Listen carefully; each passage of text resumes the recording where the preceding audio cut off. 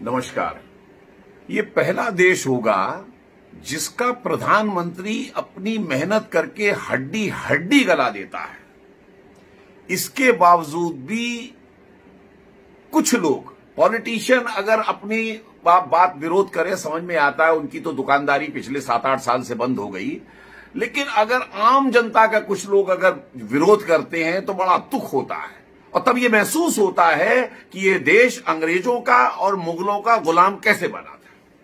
अब आप खुद समझिए कि जिस देश के अंदर 1924 में टिटनेस का टीका इंट्रोड्यूस किया गया और भारत के अंदर वो पहुंचा 1978 में, एनसीफ्लाइटिस का टीका 1930 में इंट्रोड्यूस किया गया जापान के अंदर, जो भारत में पहुंचा 2013 के अंदर।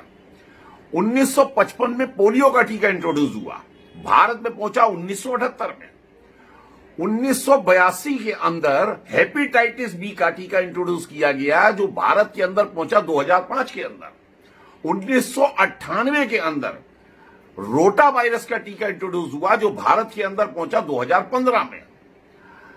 और जो कोरोना पिछले साल 2020 में हिंदुस्तान के अंदर आया, 2021 के अंदर भारत ने अपना टीका इंट्रोड्यूस कर दिया मोदी जी के नेतृत्व में, जिस पर गर्व करना चाहिए। उसकी जगह उस आदमी को गाली देते हैं। ऐसे हैं लोग। जिस आदमी को पूरे वर्ल्ड में 5 मुस्लिम कंट्री ने अपना सर्वोच्च नागरिक सम्मान पुरस्कार दिया हो, जिसको रशिया ने अपना सर्वोच्च नागरिक पुरस्कार सम्मान दिया हो, जिसको फिलिप कोटलर पुरस्कार मिला हो, जिसको यूएन ने चैंपियन ऑफ द अर्थ का पुरस्कार दिया हो, जिसको सियोल के अंदर शांति पुरस्कार मिला हो, जो भारत में किसी भी प्रधानमंत्री को नहीं मिला, उस पर गर्व करना चाहिए। उसकी जगह ये लोग नादानी में उसको गाली देते हैं। और तो और आप खुद समझिए, ये तो साक्षात बात है कि आज से यानी 15 अप्रैल को जब कोरोना वायरस का प्रकोप बढ़ा, ऑक्सीजन की कमी हुई, मात्र 4800 मैट्रिक टन इस देश के अंदर उत्पादन होता था। आज 8900 मैट्रिक टन का उत्पादन रातों रात कर दिया गया। ऑक्सीजन ट्रेनें चला दी गई और इंतजाम कर दिए गए। उसके बाद उस आदमी के ऊपर उंगली उठाते हो, शर्म नहीं आती? जिस में आपने एक चवन्नी का योगदान नहीं दिया, वो लोग खास करके कहते हैं कि पीएम केयर फंड का हिसाब दो।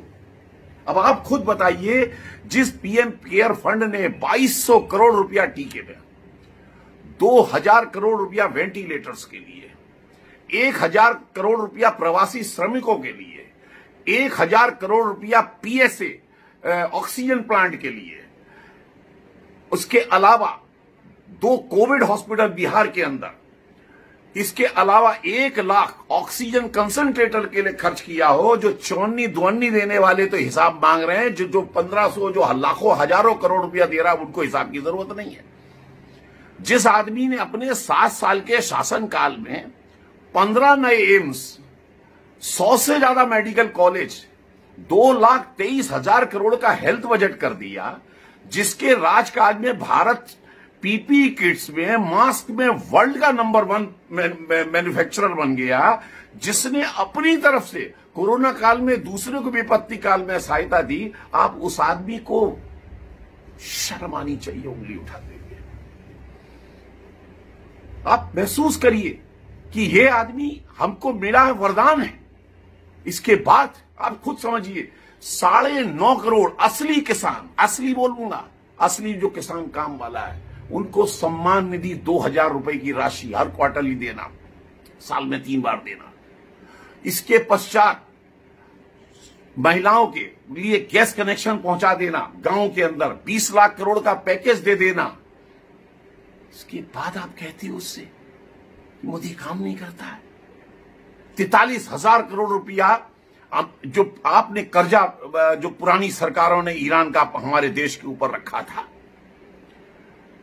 उस 43,000 करोड़ को निपटाना, गैस कनेक्शन को महिलाओं के गांव गांव तक फ्री देने के बाद आप कहते हो पेट्रोल डीजल का भाव क्यों बढ़ गया, जिसके बगैर आप, ऐसा भी नहीं है कि कल से गाड़ी चलाना छोड़ दोगे अगर 2 रुपए या 4 रुपए बढ़ जाते हैं तो।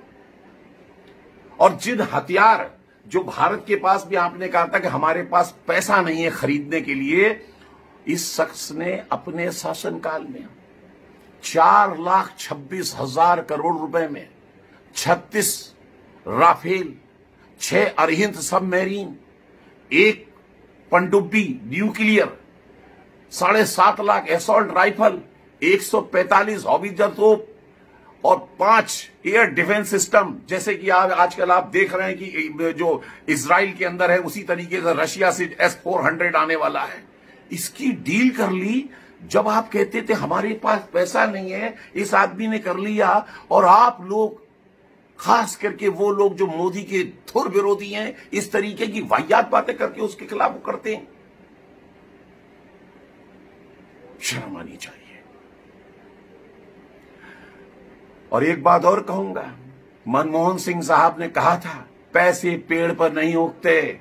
अगर पैसे पेड़ पे नहीं उगते तो पहले इस चीज का आंसर दीजिए कि आप जो नए नए सजेशन देते रहते हैं, पूरे देश में टीकाकरण फ्री कर दो, हर बेरोजगार को 6-6 हजार रुपया दे दो, आर्थिक पैकेज निकाल दो, दुनिया भर की और सारी सुविधाएं कर दो। अरे कहां से आएगा पैसे, ये भी तो बताओ, ये भी बताओ। आप केवल नाश लगाने के लिए हो देश का, आप केवल रोड़े अटकाने के लिए हो देश का। आपको बताना पड़ेगा ये आएगा कहां से पैसा, वरना उसको अपना काम करने दो मोदी को जो कर रहा है। और मोदी जी, मेरा भी आपसे एक विनम्र निवेदन है कि आपने बहुत काम किया है रोजमर्रा, पानी का, शौचालय का, बिजली का, रोड का, सड़कों का, रेलवे का।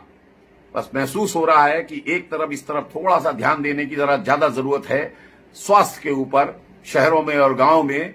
बस ये काम कर देंगे, किला फतेह हो जाएगा आपका। आपको सलाम हम जैसे सारे लोग मारेंगे। बाकी जिनको बेवकूफ है, जिनको कुछ आता नहीं है, जिनको समझदारी नहीं है, उसको कोई नहीं समझा सकता, क्योंकि मूर्ख और मृतक अपने विचार नहीं बदल सकता। जय हिंद।